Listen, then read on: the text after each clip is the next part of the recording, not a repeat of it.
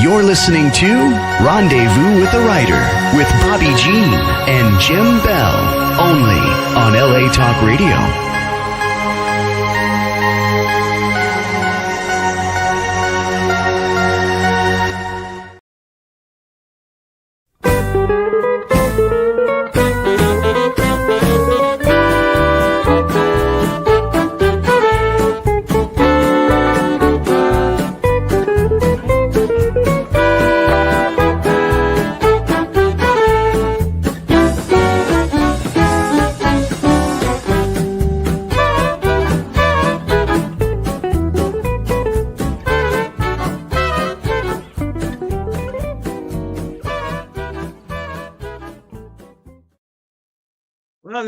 Welcome to Rendezvous with a Writer, where readers and writers meet, and story is everything. We're your hosts tonight, Jim and Bobby Bell. You've just been listening to the Hot Texas Swing Band and their rendition of Hot Texas. Yes, Alex Dormont and the Hot Texas Swing Band. And, Jim, we're coming up. This is episode 191, and we are so happy that you are with us tonight. We're just a couple days away from our America 250. That's right. 250th birthday.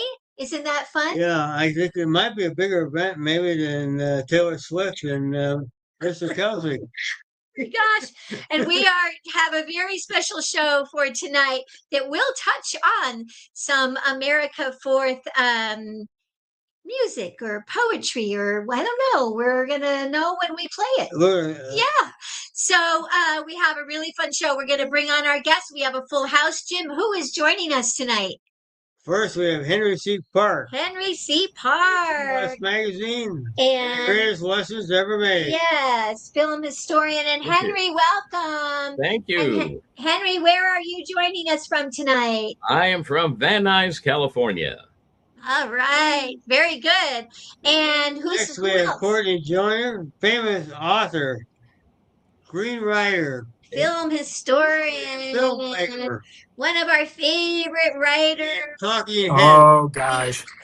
All of these, and yes. Yes, I don't have that copy, Henry, of that book anymore. I don't know. I went looking for it the other day. Yeah, I have to get that book. Anyway, and who else? We have another major guest. Cindy Mitchum Asbell. Hey, Cindy. Oh.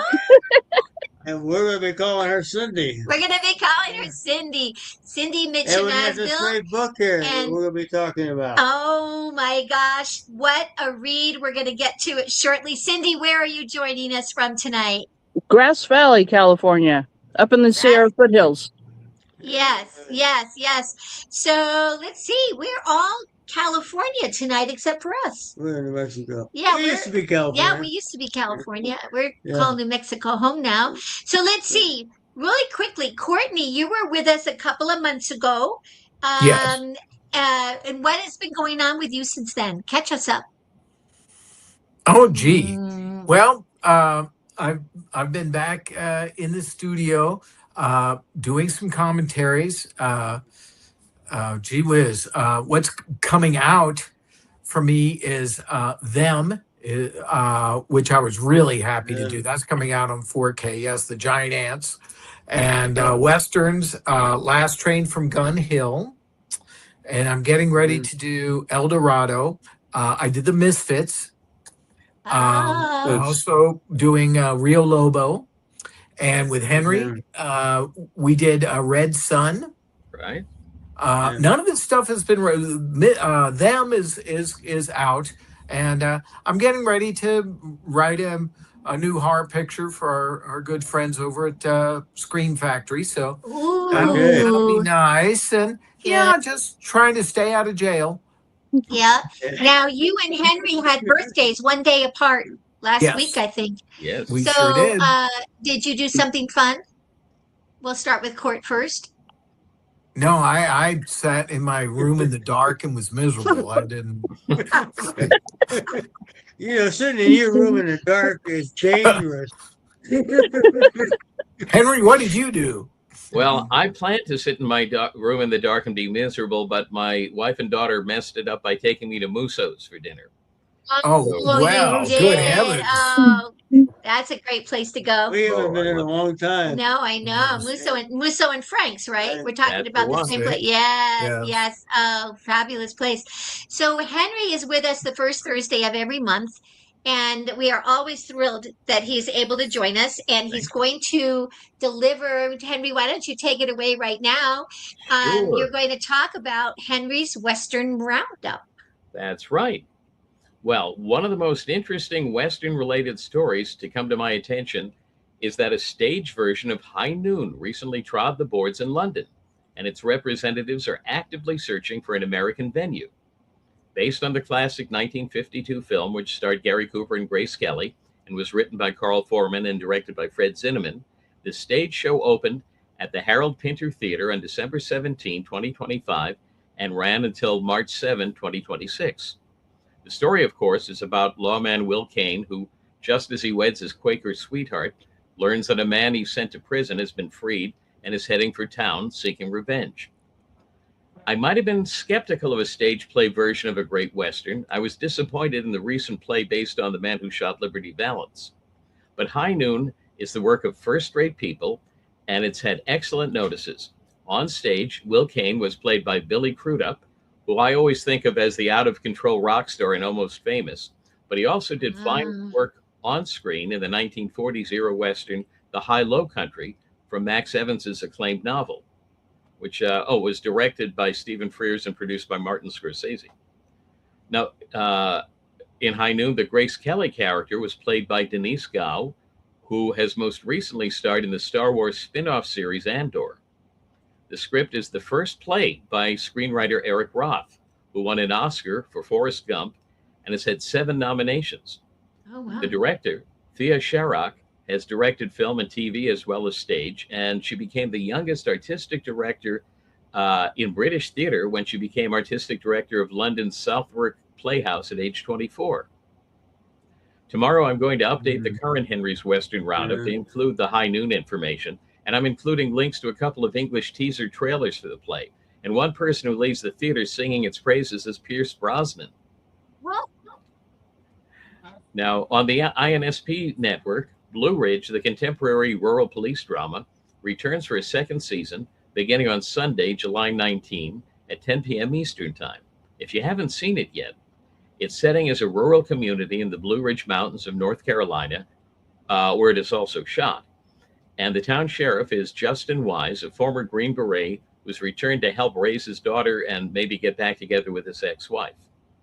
It's realistic without getting sordid and convincingly small town. For instance, the police station got burned down in season 1, so the new station is crammed into a section of the local historical museum.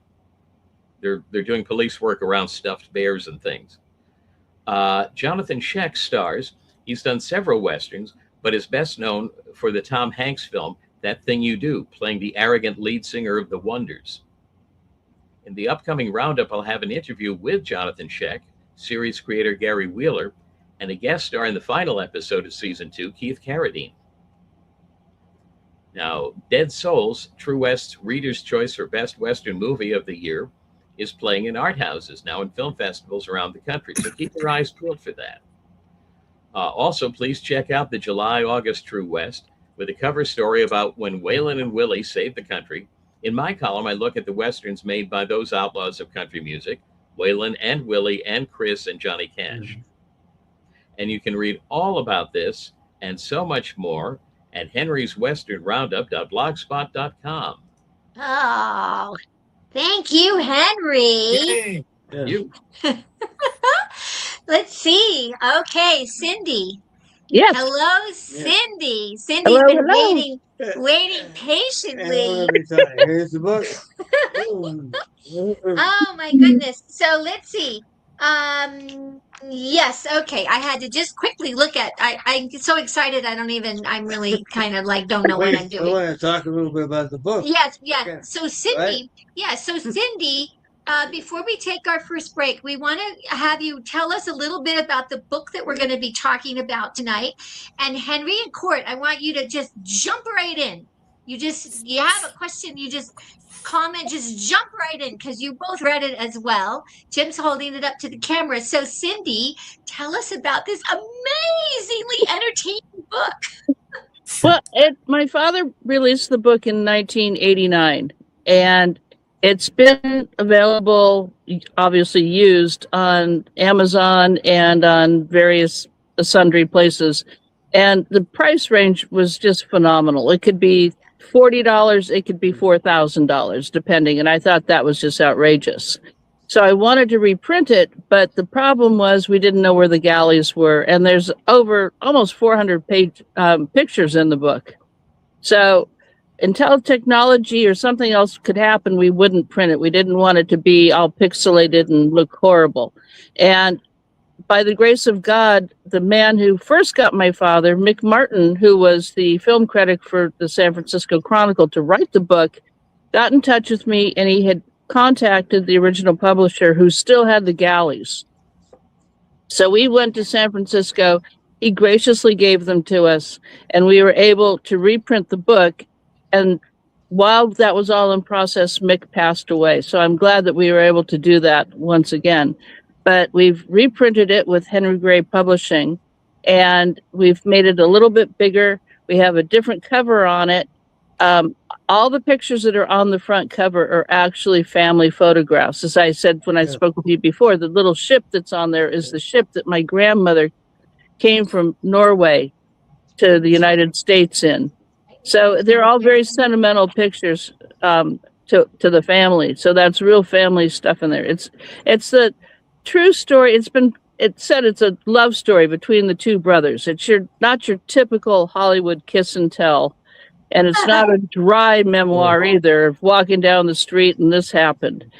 My father wrote it as if he was just randomly at a party telling stories. But the struggles and survivals and the dependency and the loyalty and the fierce protection of the two brothers together is what is exemplified in the book. Yeah, we couldn't put it down. And Well, there's a million stories in here. If you can start on any page and Yeah. start reading, yeah, what a ride with these guys. And I want to tell you right now, what a left hook John Russell. He's going to be a contender. You didn't want him to be riled up with you, that was for sure. no. Okay, Henry and Court, I know you've both gotten into this book. So Henry, why don't you give us a little teaser about it, how what you think having read it. Oh, well, I think I find it absolutely fascinating. What really struck me was that it isn't what you think of as a Hollywood biography at all. If the book ended before either brother got to LA, it would still be a great book because it's a wonderful document about the day-to-day life of kids growing up during the Depression and the rough times that they had and how they triumphed over them. Just fascinating stuff. Courtney?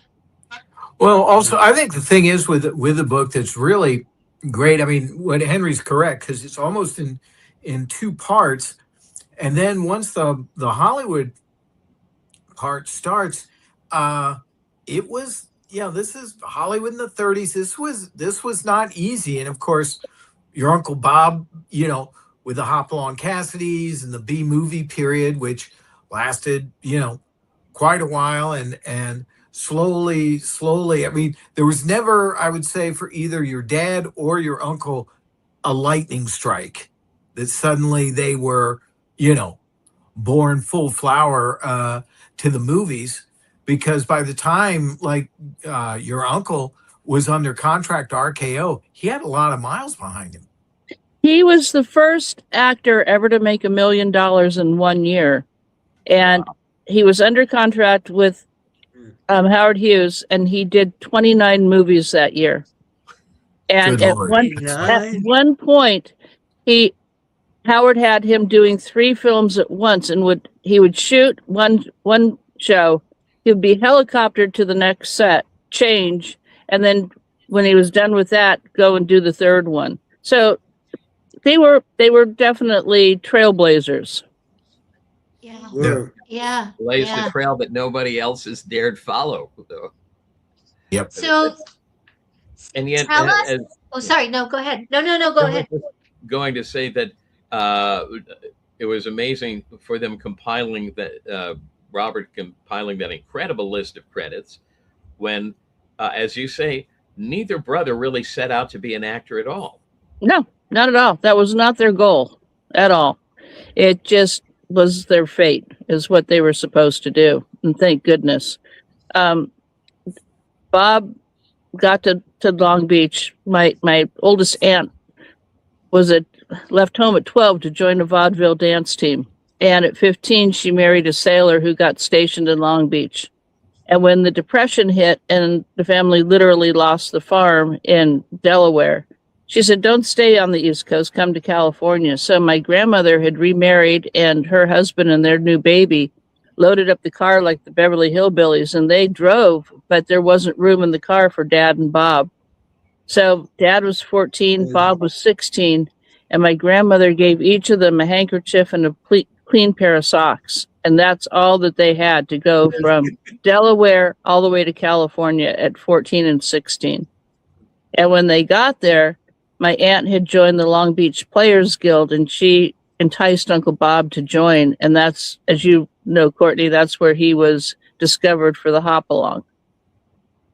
Yep, absolutely. Yeah. They had no desire to do that. My father was so enthralled with learning, and he wanted to be an opera singer. He wanted to be a sailor. He wanted to be, a snake wrangler. He wanted it all. So, your grandmother. And grandmother. Yeah. Did she want to toughen them up, or she just want to get rid of them? Well, no, they're just, it was the beginning of the Depression, and there was no room in the car for them. Yeah. So Uncle Bob had already run off before, and Dad said something later on in life. He said, I never understood why Bob kept running away. And then I realized he was running towards something, which I think is a brilliant observation. Yeah. Before we take our first break, I'd like you to just tell us, how did they get known as the Ornery Boys? They were born in Bridgeport, Connecticut, and their grandfather, who was a Norwegian sea captain, had a farm in Rising Sun, Delaware. And they got to be a little bit too much for my grandmother, who was a widow. My grandfather was actually tragically killed before Dad was born, so he never got to meet his father. So she shipped him off to go live with her sister and brother-in-law and her mother on the farm. And they were very little, and they had a different accent, different dialect than Delaware, coming from Connecticut, and they were beaten up. So Dad couldn't fight at all at that point. He was like 5-6 years old. So he went to his best means and started chewing the armpit of one of his attackers, and actually put that kid in the hospital.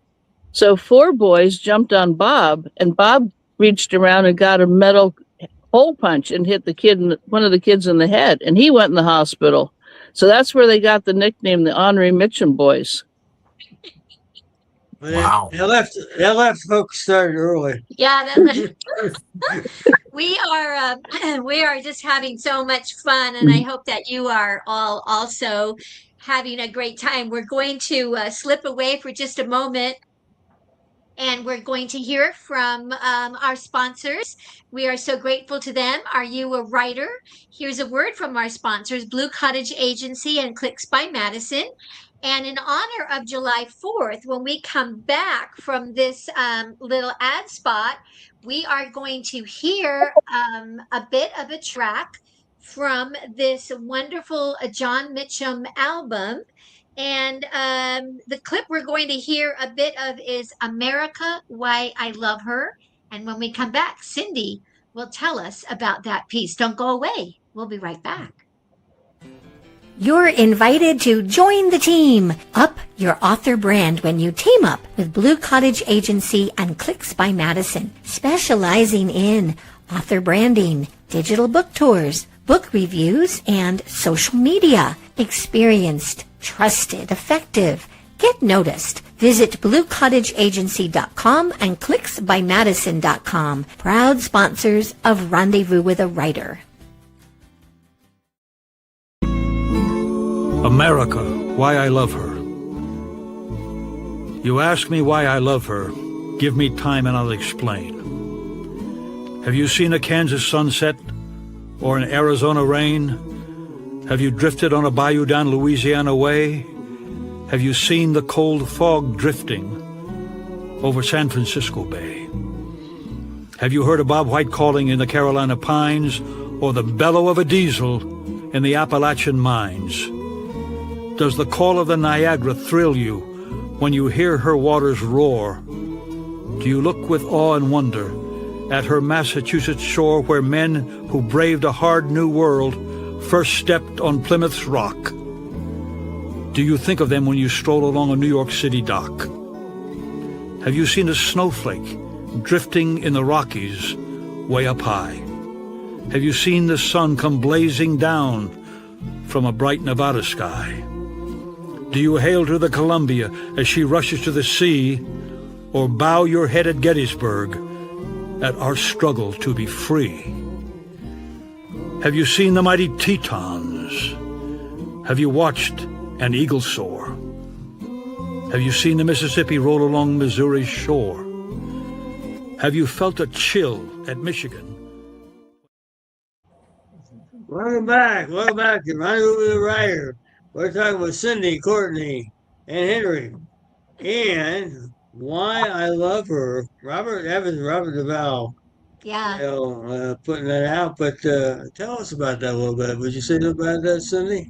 Sure. That poem was originally written, and it's the title poem on the only album that John Wayne ever recorded. Dad was actually nominated for a Grammy for writing it. And that came about because Dad was doing Chisholm with Forrest Tucker, who was a dear old friend of his. They did F Troop together and a lot of other things. And Tuck asked Dad to write him a song, so Dad did. And then Tuck said, "What else have you done?" And Dad recited a poem called "Why Are You Marching, Son?" And Tuck said, "Duke's got to hear that." And he took him back to the set, and Wayne was playing chess with my cousin Christopher Mitchum, and Tuck said, "I know you don't like to be interrupted, but you have to hear what Mitch wrote." So Dad recited "Why Are You Marching, Son?" and John Wayne started to cry. And Forrest Tucker said, "Well, if it means that much to you, do something about it." So he stood up, shook Dad's hand, and said, "I want to do an album of your poetry."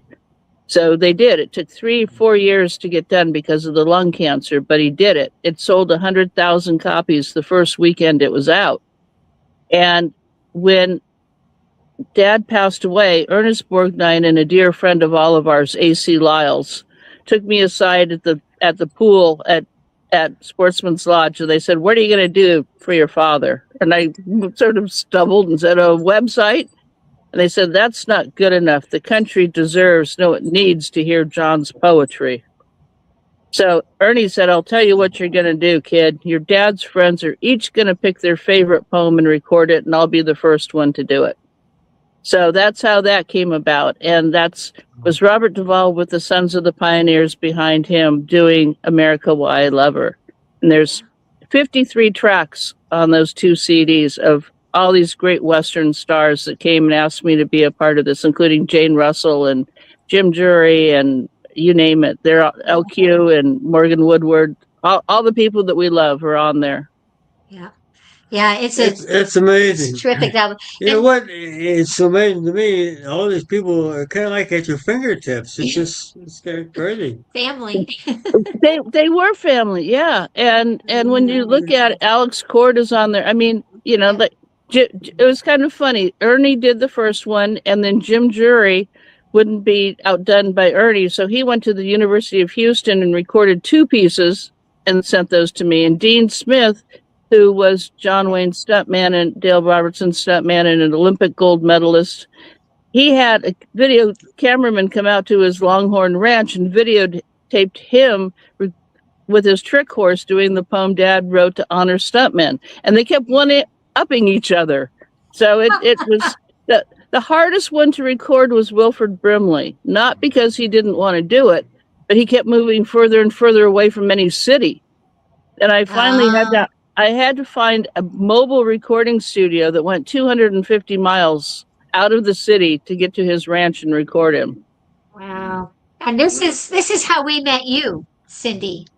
Was through this project. Whenever that was 2016, 20. It took a long time to get it done, and like I said, I think we were done, and somebody else would call and say, "I heard about this," and I'd go, "Well, okay." So off we'd go to another recording studio, and Leonard Maltin said that there's never been anything of that magnitude ever done before, and there couldn't be ever again because of the caliber of people that are on it.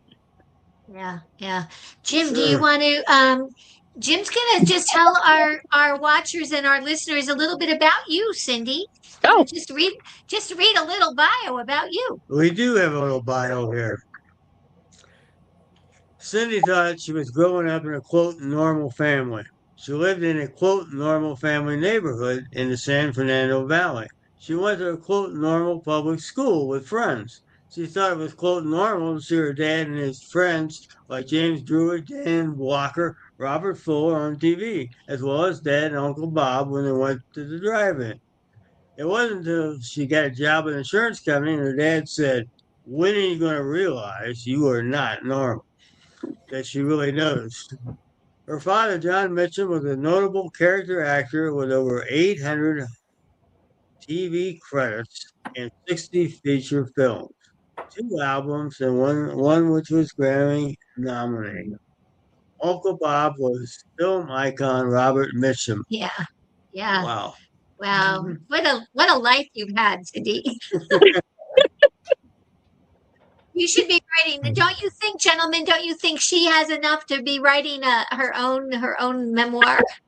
Absolutely. And Cindy, one thing I wanted to bring up that I think is great is you also shine a light on your aunt, who I think is terrific.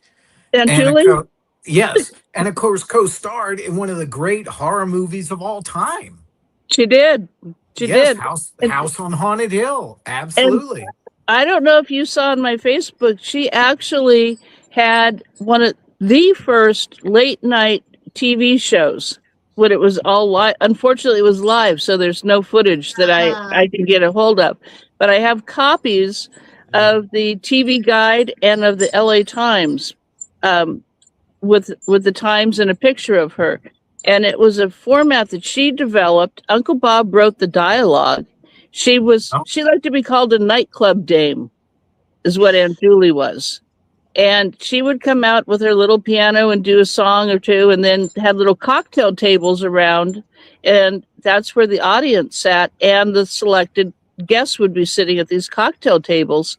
And she would walk around and go up to them and interview them at the table or have them come up to the piano and sing. It was the format to the original Tonight Show. How about that? And Uncle Bob wrote all the scripts, and Aunt Julie did all the interviews and the singing.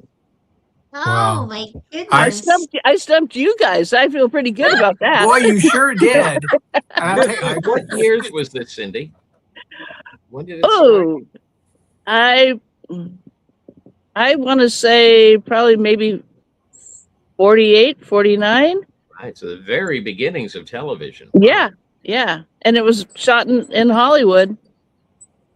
And I was fudging about what I did for my birthday, but I will tell you this, that yes, I went out and set a little bit of a personal record for alcohol consumption that night. But I order my drinks the way your aunt did, Scotch and. I still remember from house. That's all she ever says to the funny Price thing or is, whoever it is. She says Scotch and they get her a Scotch and soda. But Aunt Julie never drank. That's the funny thing. Really? She was a devout Baha'i and she never drank. Wow. Yeah, that is something to know about because in that movie she has like 7 cocktails. Yeah, no, she never drank a drop. Isn't that funny? Dad and Bob drank enough. Oh, there you go. Yes. Yeah. They held covered. Yeah, but Aunt Julie was pretty remarkable. she was living in Scottsdale, and she was in her 90s. And my husband and I went to go visit her, and she told me she lived on Thunderbird. Well, I didn't think, and I didn't realize there was Thunderbird Courts, Thunderbird Lane, Thunderbird Avenue, Thunderbird everything. So it took me forever. There wasn't GPS at that point. I couldn't find her. And she said, well, I'm going to be in the street doing the hula waiting for you. And I was thinking, oh my God, it's 110 and this 90-year-old lady is going to be dancing in the street. And we got there, and there she was in her 90s below the street. Oh my goodness. Oh, that's wonderful. Yeah. Oh my goodness. You know, I was just going to show Cindy. You remember this picture? That was Dad's very first picture that he ever did. Right. I love without an story. audition. Yes. Tell us how he got to be the star of the prairie. He was just walking. It's like the Hollywood dream. He was walking down the street, and somebody stopped him and said, are you an actor? And he said, no. And they said, do you want to be? And he said, how much does it pay? So they told him, and he said, lead the way. So off he went, and he did his first picture. Wish it was that simple these days, right? Now, Henry, I believe that there is an actress that you were quite taken with. Oh my gosh, yes. I have been madly in love as long as I can remember with your, oh gosh, now what is the relationship? Your aunt, Gloria Graham? Yeah. Aunt by marriage, I guess. She was, Gloria was my father's first wife's sister. Right. Oh, okay. So I have a half sister that from Dad and Joy. So Gloria and her mother were very much in my circle, in my world. But my poor half sister is 17 years older than I am, and she was in high school with all of the shenanigans of Uncle Bob being accused of being naked and pouring ketchup on himself, and all of the extracurricular activities that Gloria got into. Mm-hmm. So all the tabloids were just blowing up, and my poor sister was in high school on both sides, her aunt and her uncle. Oh my gosh. Yes. He could have been the belle of the ball. Yeah. Court, do you have a favorite, film or something favorite of John's or of Bob's? Well, remember, I knew J. Lee Thompson, and see, you know what? I'm the story with the eggs, and you can see it in Cape Fear. And it's such an incredible scene and so full of tension. But as you know, Polly Bergen did not know your Uncle Bob was going to do that. No, not at all. And he asked for the eggs, and they gave it to him. And she had no clue he was going to break them on her chest and rub the egg whites on her. And you can tell she just freaks. It is so effective and so sinister and wonderful.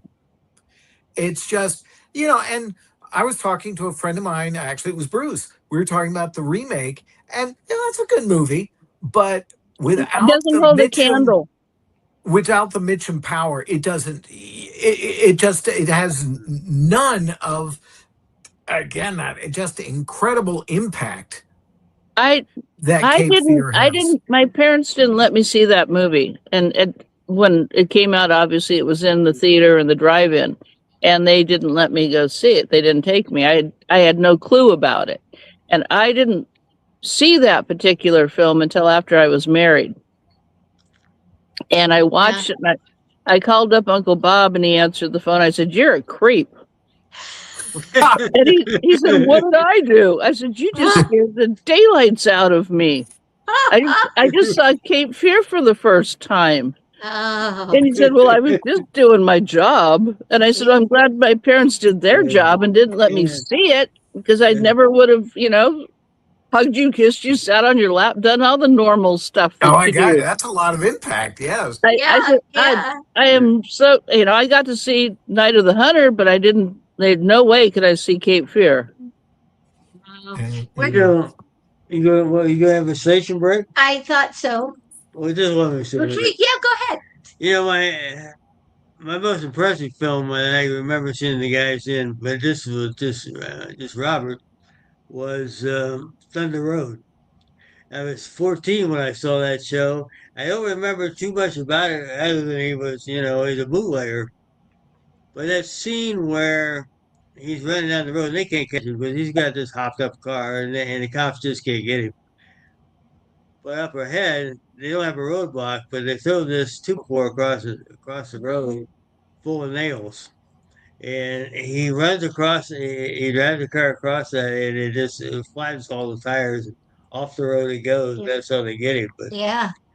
Well, Kerry Yeah. Lofton was the stuntman on that show, and there's a story about it in the book about how wonderful he was. But Uncle Bob wrote that melody. He wrote the theme song, and he wrote the lyrics, Yes, he did. but he was having trouble with the melody. And my grandmother, the little Norwegian, said, "Well, how about this lullaby I used to sing to you?"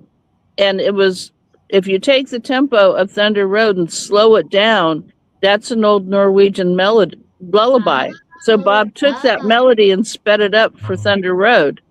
And Whippoorwill, the song that Keely Smith sang, Uncle Bob wrote for my Aunt Dottie when he was 16 years old. Wow. Yeah, and we That's we right, went we that's went right. and found that song and listened to it the other day. It's a great Great song. song. Yeah, it's a great Whippoorwill, song. yeah.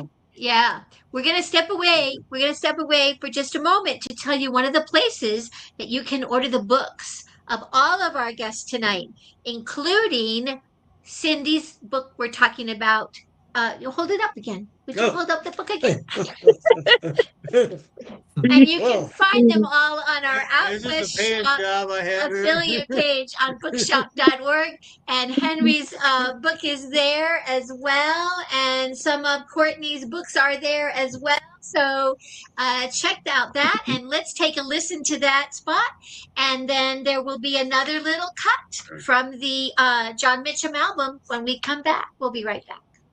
Story is everything. Find a great one on Out West Shop's bookshop. Go to outwestshop.com. Find books and CDs on the menu. Choose Shop Out West on bookshop.org. Browse through featured authors on Rendezvous with a Writer. Explore curated book lists and our featured picks. Add in note cards, calendars, and jigsaw puzzles. One-stop shopping for great gifts. Use the search box to find thousands more titles. Make the switch. Your purchase supports us as independent booksellers. That's our story.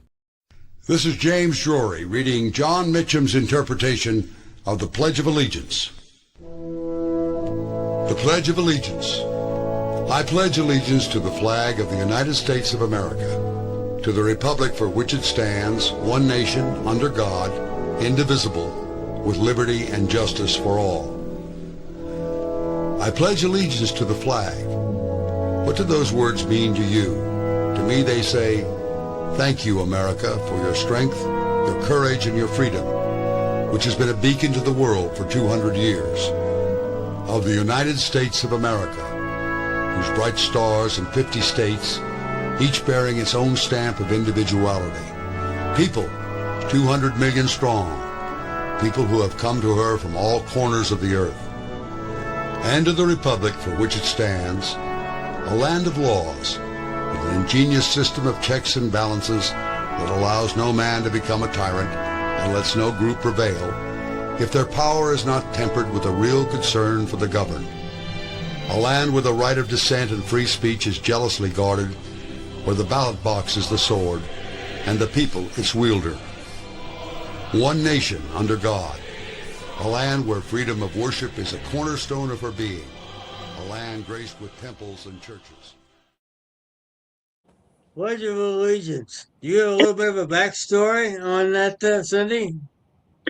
Well, that's on the original John Wayne album, Yeah. actually. And that's one of the ones that Jim Jury picked to do on his own accord. Yeah. And it's very fitting for right now. So, Sure is. Yeah, it sure is. Cindy, one question that I have that I want to be sure I'm looking at time and how quickly it's flowing is why is this book so important? Not just engaging and entertaining, but why is it so important? Why should everybody be reading this? because it's the truth of Americana, of these boys went from poverty, the Depression, riding. They were hobos. They rode the rails with Woody Guthrie and Will Geer. The struggles and their survival. As I said, they learned how to pick up dialect so that they wouldn't be picked up for vagrancy, which rolled into being very important in their movie careers. But Uncle Bob was actually put on a chain gang when he was 17 and had shackles on his ankles and almost lost his leg to gangrene. It's a story of survival, of determination, of loyalty and love between the two brothers. It's a story of true masculinity, and which, like I keep saying, the world could use a little Mitchum right now, instead of just giving up and going the easy way, to find answers to things and to appreciate the beauty of this country. That's why Dad wrote America, Why I Love Her. It's not political, but he saw things of this country that we could only dream of seeing. Yeah. Yeah. Yeah. I know I can't believe what time it is already. So let's see. Courtney, do you have is there a favorite film that you would just say, everybody, you need to go and watch that film? Yes. Cindy, I'd say for your dad, I think he just tremendous in The Outlaw Josie Wales. And for your uncle, The Friends of Eddie Coyle. Oh. Good. Henry? I have to echo Court's comments on The Outlaw Josie Wales for John. It's such a wonderful performance. But my gosh, for Robert, there are so many between Out of the Past and the Yakuza and the River of No Return. I'll stop right there. Those are three absolute great ones. Cindy, do you have a favorite? I was Pursued really impressed me with Uncle Bob. Yes. I that one really took me by surprise. The older I get and the more I see his work, I'm like, oh God, I didn't know he did that. And with Dad, Josie Wales was pretty darn good. I was with him at Western Costuming, and when they brought out that big buffalo robe, I about fell off the bench laughing. I thought, this man has a 22-inch neck, and you're putting a buffalo robe on top of him? You know? The Paint Your Wagon as the Mormon was pretty good. He had That's fun right. with that one. Yeah. His all-time favorite line was in High Plains Drifter, when he came out as the sheriff, and they said he was giving them the ticket back to his little hotel, and they said, we had 3 good horses. And Dad said, what do you think you've been eating the last 6 months? That was Dad's favorite line. Well, Cindy, one thing, a little film history lesson for you. Pursued is the model and the inspiration for Once Upon a Time in the West. Really? Yes, totally. That was the movie that Sergio Leone told the screenwriters to watch before they started the script. Oh, and you had something you wanted to say about Dan Curtis. Oh, Dan Curtis? Yeah. Jim had something. It's hard to run out of time. Hard to get these things in here. I know. But Dan Curtis, famous guy. He's not with us anymore. But he did the Winds of War. He created that, and he wasn't sure he wanted Robert for the part. He thought he was too old. and he invited him to lunch, and he saw him walking, and he thought, he's perfect. He's exactly what I want. Did you know? Did you know? Sorry to interrupt, but the Uncle Bob slipped on some ice at the beginning of that, and for 18 months he did that shoot with all those salutes with a broken collarbone. Oh, Wow. Oh, wow. yeah. Wow. Some, Wow. I just going to also say, regarding Dan Curtis, he created earlier Dark Shadows. And we're going to have the Dark Shadows people on the next week. Yeah, For next this week. 60th anniversary of the show. Yeah. And It all ties he, around, doesn't it? It all and ties you know together. what? Here, if you want the how circular things are, guys, you bring up Dark Shadows. The original leading man of Dark Shadows was the co-star of Thunder Road, Mitchell Ryan. Oh my goodness. Oh my Yep. goodness, how fun. Okay, so we had another music thought we could play, but we won't be able to. So but it was a piece with Julie Rogers Familia, and she's going to be with us on Thanksgiving. So we will be Ooh, sure to be playing that music. good. So everybody, let's see. Cindy, what do you have coming up next? I know you're making some appearances. Yeah, I'm going to be doing a book signing at Sideshow Books in Hollywood on the 20th of July. And then I'm going down to Tombstone for the National Day of the Cowboy for 4 days. I'll be down there with Rob Word and with Julie and with Mary Dees Hampton, who is Jimmy Hampton's widow, and Buck Taylor will be there. So I'm Cool. doing that. And then I'm going to be doing some other things. They're having a huge celebration in Palm Springs on September 11th. It's a huge gala luncheon honoring Dad and America Why I Love Her. And we're working to get it to be we want it to be our official national poem, and Congress is working with us to make that happen. So Wow. Oh, that's that's neat. yeah, Yeah. I will send you guys all the flyer that they made. It's pretty fabulous. That's going to be at the Aqua Good. Caliente Casino and Resort on September 11th. And Julie and Anita Swift, who is John Wayne's granddaughter, are going to be there with me. And Larry Maurice, who is the MC all the time up in Lone Pine, and Tony Argento, who is a cowboy poet, and Jason Richards, who is Rusty Richards' son. Rusty was the lead tenor for Yeah. the Sons of the Pioneers. So We know him. Yeah. Jason's going to be singing some of Dad's songs for us, and we're all going to be telling stories and singing songs about the Mitchums down in That's Palm Springs. fabulous. Yay. That's fabulous. All right. And Henry, you're with us back next week. And do you have some other things coming up? It's hard to say. I'm mainly roaming aimlessly, but you can find me at True West Magazine. You can find me at Henry's Western Roundup, and also I write a lot for the INSP blog. So I'm sort of all over. And Cindy, I All just want over. to ask one more quick question, if I could. Is that album available to people now? Because I bet people It hearing is. this clip will want it. Where do they get Yeah, it? it's on our website, johnmitchum.com. Real simple.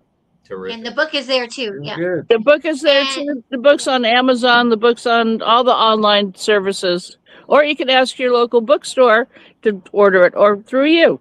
Yeah. There you go. Great. And Courtney. What do you got? My new book, I wrote the chapter on Richard Matheson's Westerns for a book called Matheson Tennial, celebrating his 100th birthday. That's coming out Oh, through Head Press. And Anthony Taylor was the editor. And boy, they rounded up every, possible top flight writer they could get, and then threw me in there too. And wow. so that's and it's a spectacular project. So I'm very happy to have contributed to that and spotlight his westerns, which a lot of people don't realize he wrote so many of. Jim, do you have a quote? Quote. We're very close to being out of time, but give us your We quote. can go quickly.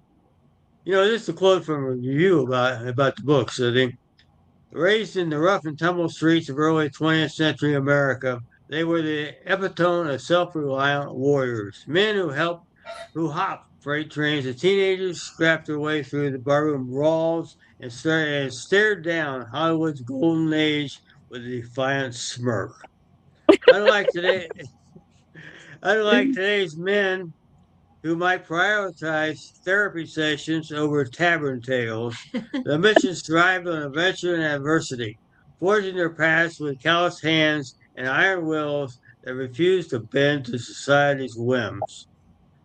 What sets this book apart is the vivid portrayal of the Mitchell brothers' generation, a breed of men who measured worth by deeds, not likes and shares.